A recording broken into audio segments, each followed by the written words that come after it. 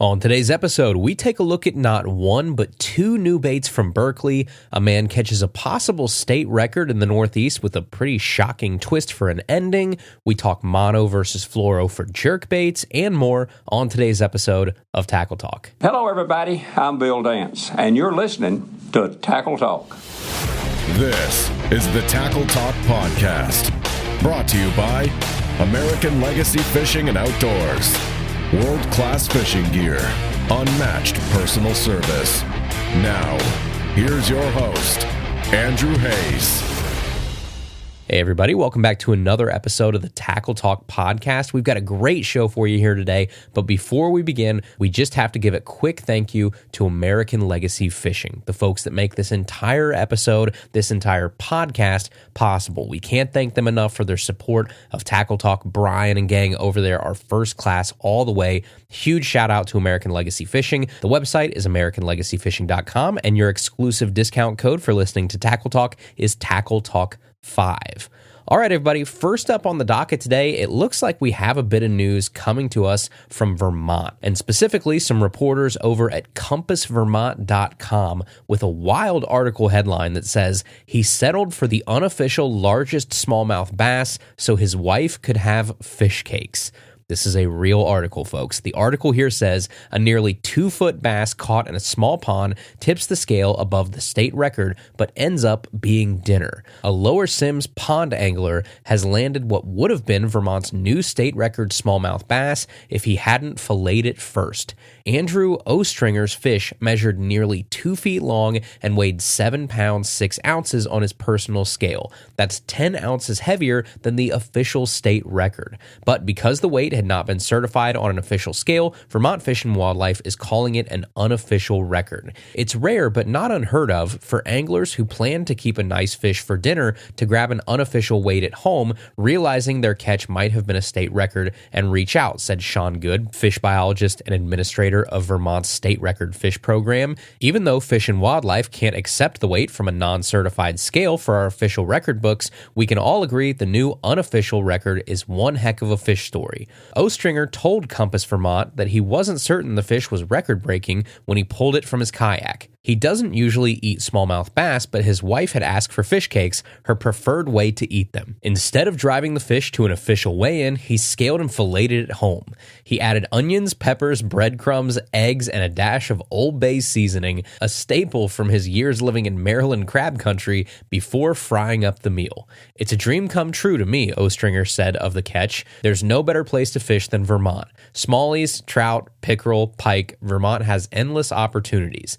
Though Ostringer won't appear in Vermont's official record books, the Fish and Wildlife Department is standing by its recognition of his unofficial record bass. For the angler, though, the memory and the meal are enough.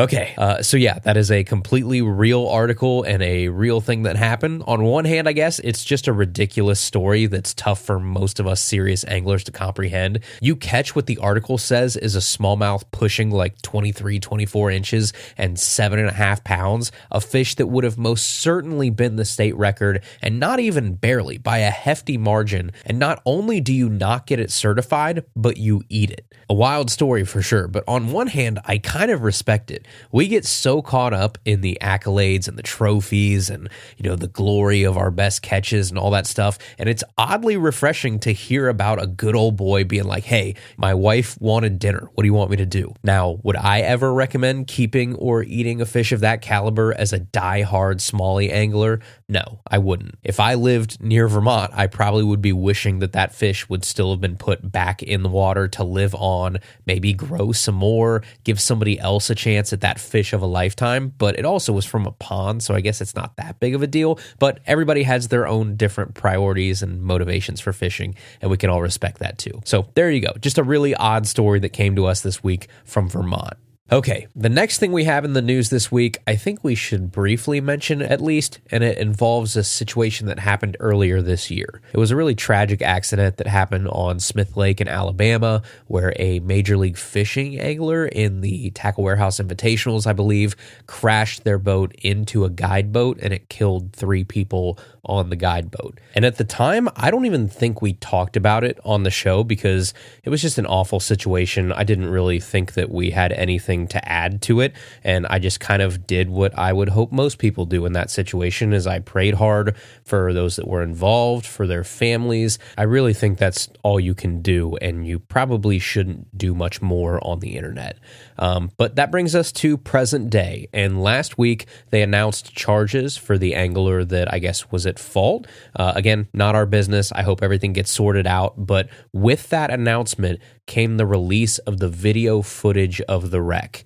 And this is where I start to have a problem, because what immediately happened was the clickbait YouTube channels and all those folks started circulating that video for clicks and views and attention. And in a lot of cases, they're making money off of those views. And that doesn't really sit well with me, and I don't think it should sit well with you either. People using video of actual people, fathers, brothers, friends, real people with families who lost loved ones, using that video of a crash killing them for your own notoriety or personal gain or whatever, I just think is gross. I don't like it. I don't think it's right. I think it's one thing to post videos on things that are happening, in the world of fishing and try and capitalize on them pretty quickly for the algorithm or whatever, right? Everybody does that. That's the game online. But it's another thing when you're showing video of people being killed. And I just think that's gross. I think it should be called out. I don't think that's something that like fishing aggregators or,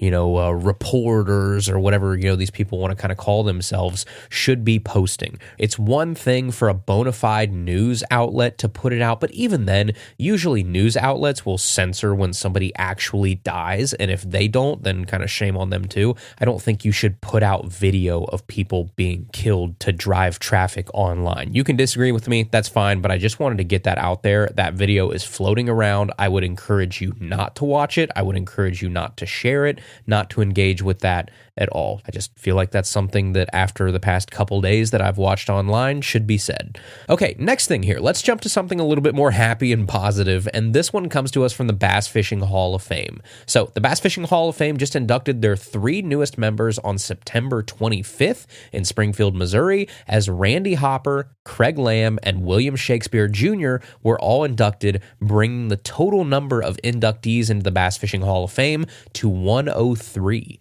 So who were these 3 gentlemen? Well, let's start with Randy Hopper. Randy Hopper is the former president and CEO of Ranger Boats and is now the co-founder and CEO of Vexus Boats. So basically, Randy is a pioneer and a titan in the bass boat world. He and Forrest Wood were pivotal in building and improving bass boats throughout like the 1970s-ish timeframe, I believe, and beyond that. He helped design the first live wells. He helped develop hulls and better flotation and all of that kind of stuff that we still use and build off of today. So Randy Hopper, very important boat guy, is now in the Hall of Fame. Next up was Craig Lamb, who comes to us from the BASS side of things. So he was a tournament director. He helped with the Bassmasters TV shows. He was associate editor of Bass Times. He was TNN's manager of outdoor programming for a while. He helped launch Bassmaster.com, a ton more. So a really important guy on the media side of things. That was Craig Lamb, also inducted. And then last but not least was William Shakespeare Jr. No, not the son of the famous poet by any means. This is the guy whose name was probably on a lot of your rods and reels growing up. Shakespeare rods, Shakespeare reels, that obviously comes from William Shakespeare Jr. So William Shakespeare Jr. invented the level wind feature on fishing reels. So without William Shakespeare Jr., you don't have a Daiwa Tatula, a Shimano Corrado, or your favorite reel of any kind. That ability to lay that line on that spool level and evenly, that was William Shakespeare Jr. So we owe a lot to him as well. He was just a very, very important figure in early fishing. And we're talking like with him, I think it was probably late 1800s, early 1900s, very, very early on, but a gentleman that we owe a lot to as bass anglers. So they're your 3 newest inductees into the Bass Fishing Hall of Fame: Randy Hopper, Craig Lamb, and William Shakespeare Jr. All right, next up here on today's episode, we have some new baits hitting the market from one of the biggest names in fishing, Berkley. So today we are safe to talk about 2 of them, and then in the coming weeks, there will be more that we will be allowed to talk about, so stay tuned for that. But remember, here on Tackle Talk, we do not spoil new gear before the brands are ready to announce it. And I know that's weird, but that's just kind of my personal philosophy. I think these companies should get to dictate when the details are released of their projects they've been working on. It's not my job to go around and find inside sources and then find out that new baits are coming out from Berkley or Strike King or whoever like 2 months from now and then just spoil the surprise because I got the info that I shouldn't have got. That's not really the game we're trying to play here at Tackle Talk. I want to report when I am allowed to report, but also kind of the earliest that I'm allowed to report. That's the case here today. So if you remember back at ICAST this year, that episode, I said that I sat down with the project managers and the folks over at Berkley to talk about their new baits because they were not at ICAST this year, but they're a big enough and important enough company that I wanted to get a grip on what they had coming out new in 2025. I knew they would have new stuff,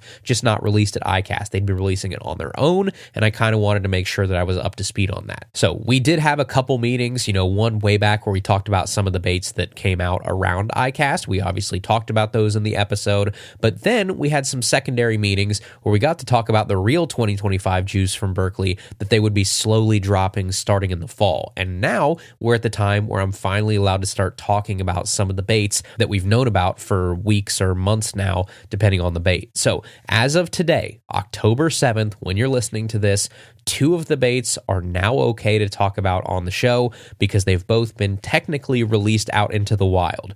The first is the Berkley Max Scent Flux Gill. Now, you might have seen these hit the internet in the last few days, and if you haven't, picture like a bluegill, bait fish profile type soft plastic, fairly flat, but no traditional tail on the back. Instead, it's got this kind of more pointed appendage where the tail would be, and then a spine down the middle of this bait, and then the rest of the body is covered with probably, 50 to 60 different holes that go all the way through the bait that are kind of hexagon shaped. So it's kind of like if a G-Crack Bellows gill and a 6 Sense Panorama had a Max Scent baby. That's kind of what we're looking at here. And this is one of those new age baits that people are coming out with nowadays that there really isn't a true right or wrong way to rig it. It's kind of like a blank slate type bait, kind of dealer's choice, or your imagination is the only limit to what you can do with a bait that's got this kind of shape and profile to it. So you can power shot it, you can Texas rig it, you can Nico rig it, you can throw it on the back of a chatterbait, you can do almost whatever you want with a bait like this new Flux Gill. Now, my favorite way to throw it from the limited amount of time that I've been able to play with it has honestly been to just Nico hook it right through that middle spine and toss it out there, let it sink really slow on its own, and then it just kind of flutters when you give it these really light pulls. That's kind of my favorite action that I've gotten out of this thing so far. But I think this is actually going to be a bait that might come in handy for a lot of you guys and girls out there that are fishing really pressured ponds and they've seen every sort of weightless wacky rig known to man.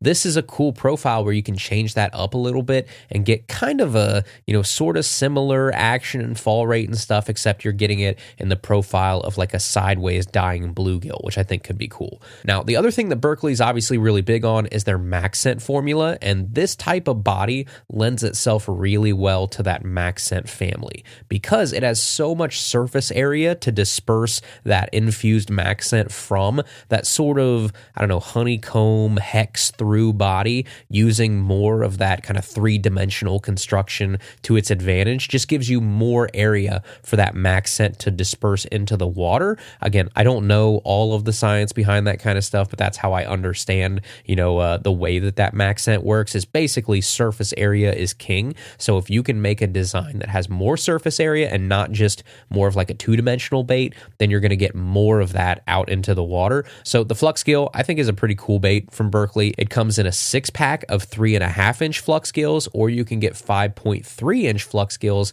in a 4-pack. All right, and that brings us to the second Berkley bait that just came out and released onto the market, and that is the Riveter Buzzbait.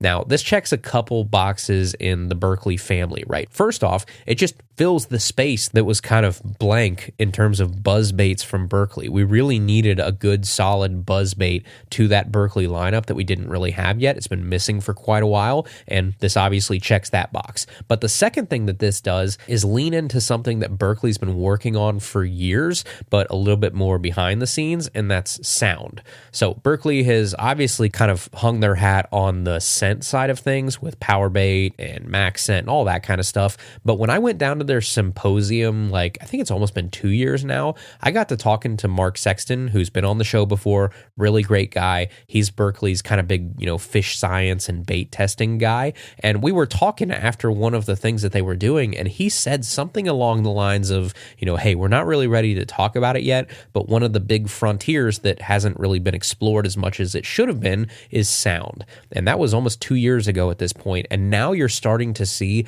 more and more brands lean into that sound piece of baits. So Strike King, Rapala both came out with ploppers that feature a different sound this year at ICAST. You have obviously Livingston Lures that's been on that train for a long time, although I think maybe a little bit more on the gimmicky side, but that's a different conversation. But Berkley is going to start putting out some interesting baits that feature sound as a key component of the bait. Wink, wink, nod, nod. So the one we're going to talk about today is the Riveter Buzzbait. Now, your big cool feature here is that this buzzbait features a custom serrated rivet right above that main blade of the buzzbait. So when it makes contact with that kind of anodized blade that they have on there, it makes a really distinct and unique squeak sound right out of the box. So no more holding your buzzbait out the window down the road for 4 hours to try and break it in and get that squeak. No more taking needle nose pliers and crimping that rivet, to try and get a noisier bait. This bait comes out of the package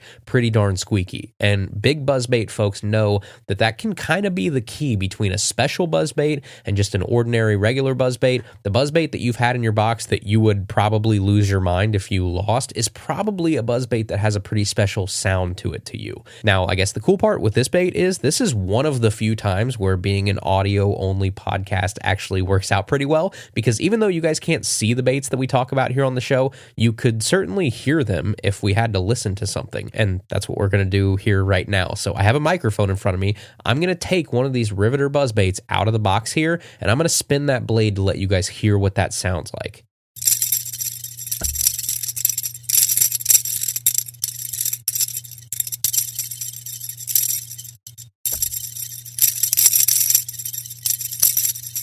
And then I also have a clip of what it sounds like on the water, so I will insert that part right here as well.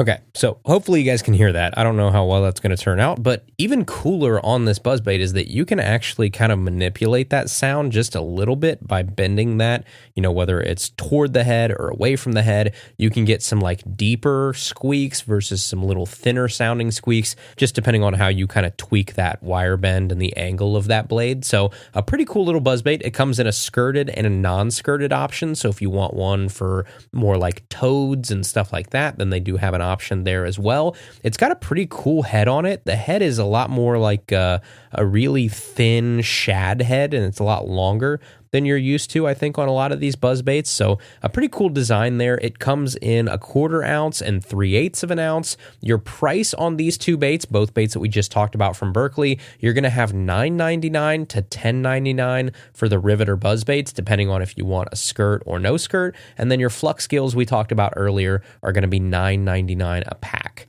So there's your two new baits from Berkley. And like I said, keep an eye out in the coming weeks. We'll have more that we can finally start to talk about that will be releasing from Berkley this fall. All right, and finally here today, folks, let's close out with our listener poll. And this is going to be on a topic that will become more and more important as the weather gets cooler, especially up here in the north and the Midwest, and that's jerkbaits. So specifically, I asked you guys this past week, what's your preferred line choice on jerkbaits? Would you prefer to use mono or fluoro for most of your jerkbaits? So let's jump in here. For me, typically, I use fluorocarbon.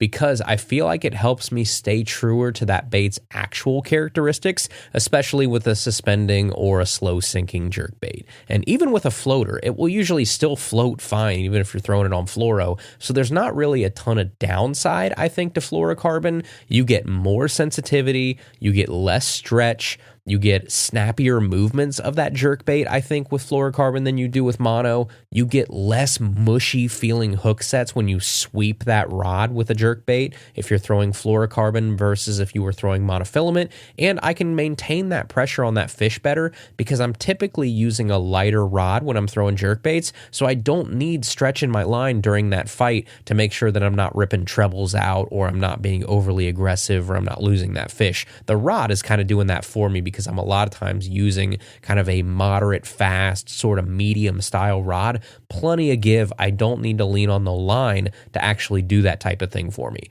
So overall, I would say 80 to 90% of the time, fluorocarbon would be my choice. And I think, and I hope anyway, that we're all going to agree on this one this week because I feel like we have disagreed a lot over the past few weeks. It'd be nice to put one in the win column and kind of all of us come to a consensus on one of these fishing poles for once. Now, I do feel like I have to make a bit of a case for monofilament because mono isn't all bad. If you have a stiffer rod or a faster rod than you'd like to have for throwing that jerkbait, you can compensate by using monofilament to give you that little bit more stretch in that line and sort of slow down that whole setup a little bit. That can be a plus. You can also get a jerkbait that sinks a little too fast for your liking to kind of slow down on that sink, or even suspend in some cases with monofilament, which is also another plus. So something like a 6 Sense Provoke or something like that. A lot of times, I guess if I had my choice, I might choose to throw that type of jerkbait on monofilament a lot of times so that I can slow down that sort of sink rate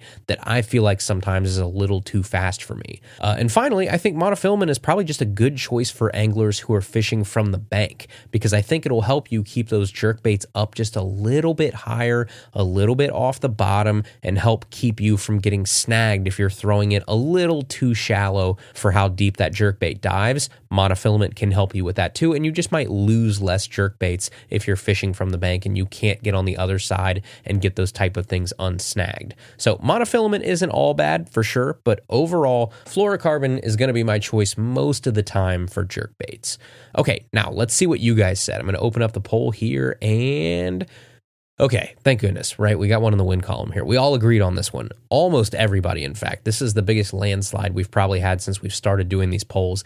82% of you guys said fluorocarbon. Only 18% of you said monofilament. And even though fluorocarbon is by far the popular choice, according to this, that's the fun part about fishing is I can guarantee there are people listening right now in their cars or at the gym or whatever that could make a pretty passionate case for monofilament or even, dare I say, braid in some situations, depending on what you like to throw, where you like to throw it, what you grew up doing, what you feel comfortable doing, and that's what makes fishing awesome. There are things that are popular and unpopular. There are things that are conventional and unconventional, but very, very rarely are there things in fishing that are right and wrong. And this would be one of those situations as well. I think 18% of the people that voted in this poll would tell you that there is no right answer to this, and I bet they can make a pretty good case for monofilament. So there you go, a little fun to end the show. Most of you are going to throw your jerkbaits on fluorocarbon, but about 1 in 5 of you is still going to choose monofilament.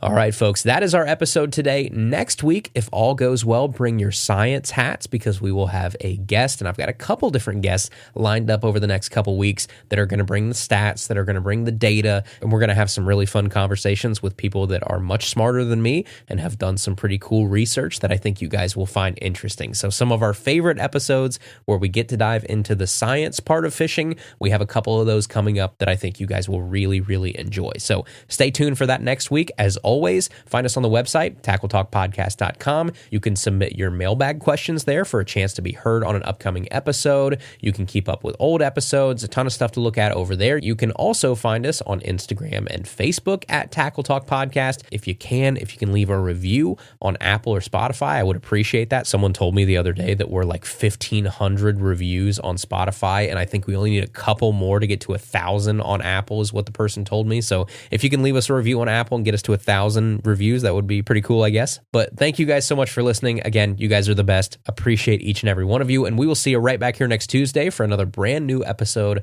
of Tackle Talk. Thank you for listening to the Tackle Talk Podcast. Tackle Talk is produced by Andrew Hayes. Copyright 2019. For more, please subscribe on Apple Podcasts, Spotify, or wherever you listen to podcasts.